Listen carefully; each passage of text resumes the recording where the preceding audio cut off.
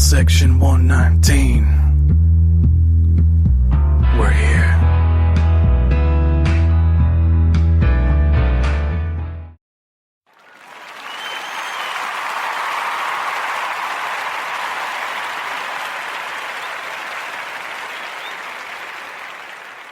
Welcome to another rousing week of Heel Section 119.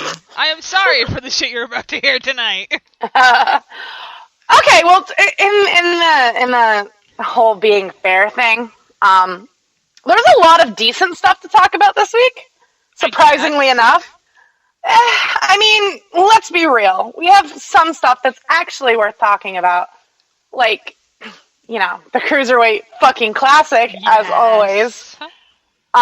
We're kind of sitting over here, just not enough hands to continue our fap for fucking Zack Sabre Jr., but I digress. I'm sorry, you lost me, because by the end of the night, that motion had shifted. I mean, the man with the plan! Yeah, it was a lot of gross sobbing, first off, but I'm sorry, I love Brian Kendrick, and nobody can take that from me. You know what? You do you, boo-boo, because, you know, I love Brian Kendrick. I'm not even going to sit here and act like a hater. Like, I love him. He's wonderful. And I don't know, man. Between seeing him and seeing Tajiri in the Cruiserweight Classic, I got weepy over Tajiri. I'm not even going to pretend that I didn't. I did. I did too. But, yeah, like, this, oh my god, this Cruiserweight Classic is the greatest goddamn thing to happen. It is a gift. We are not worthy. God is good all the time. We love it. Alrighty, so I'm a little behind here. I'm getting the link up on the Facebook, and hence my kind of sporadic talking. Yeah, so we're going to talk about that. We have not one, but two stupid idiots of the week. The hell you say. Thanks. So Will hooked us up with the first one, and originally I just kind of read the article and I just scratched my head and I'm like, why do we give this man a platform? And then I remembered comedy pinata. Well, you know what? If we did not give him this platform, he would find it himself. Yeah, that's fair. And then the other one was actually kind of featured last week, so he's batting 1,000. We're going to talk about Battleground, which there were some good parts to it that surprised me. No, I watched it twice. I watched it once on Sunday, obviously, and then I watched it once with our friend Elena, who is now thoroughly obsessed with pro wrestling, and I get to just bask and drink it in because, you know, pat on the shoulder. We love bringing people into our little cult. So, because that's exactly what pro wrestling is. It's a fucking cult. You're not going to tell me otherwise.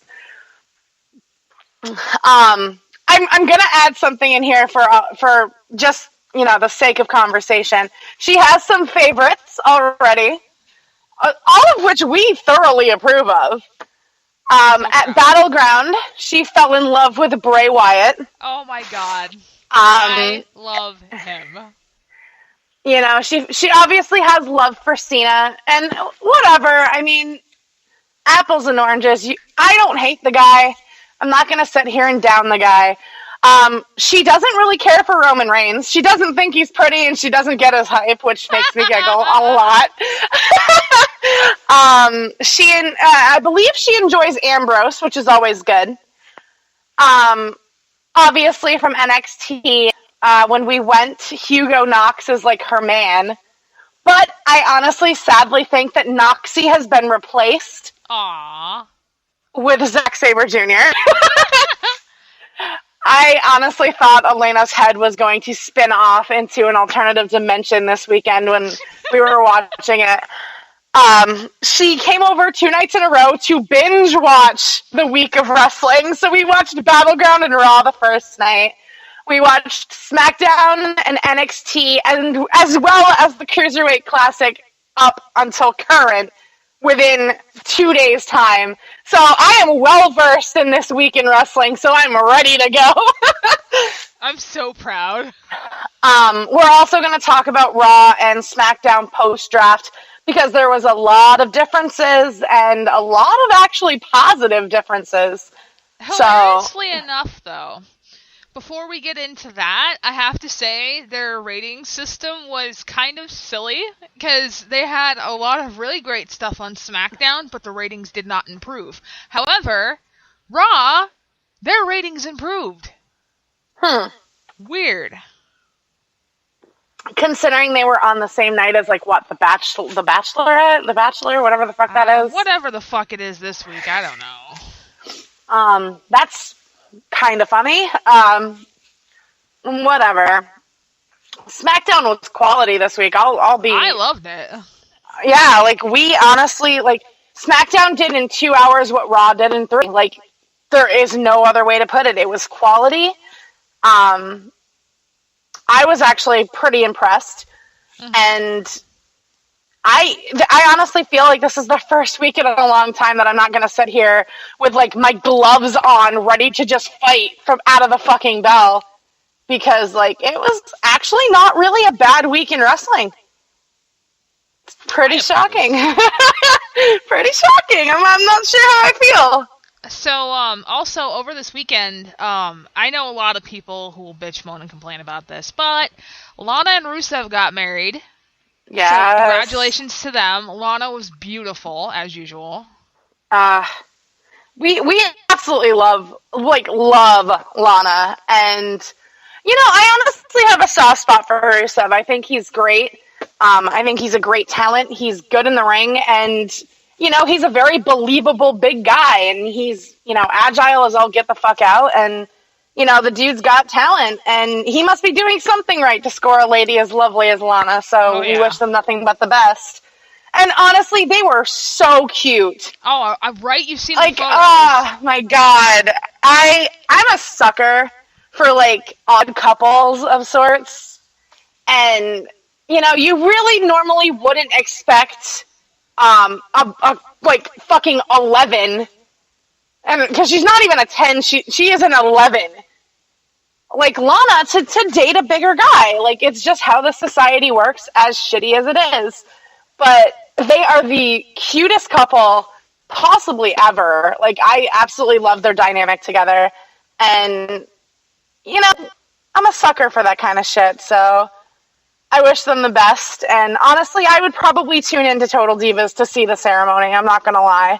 It looked really pretty. Like, I guess there was a circus thing. Yeah. That's so cool.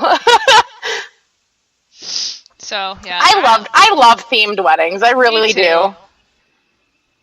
But yeah, congratulations, and yay. There was one wedding that I saw, it was on YouTube, because it was part of, like, a TV show or whatever, and, I can't remember who it was. It was independent wrestlers over in the UK, and the reason why I found it was on accident because of Jimmy Havoc, because he was in it, and I guess he was a part of the wedding, and it was literally wrestling themed, even though the bride really didn't want that, but it turned out to be so cool.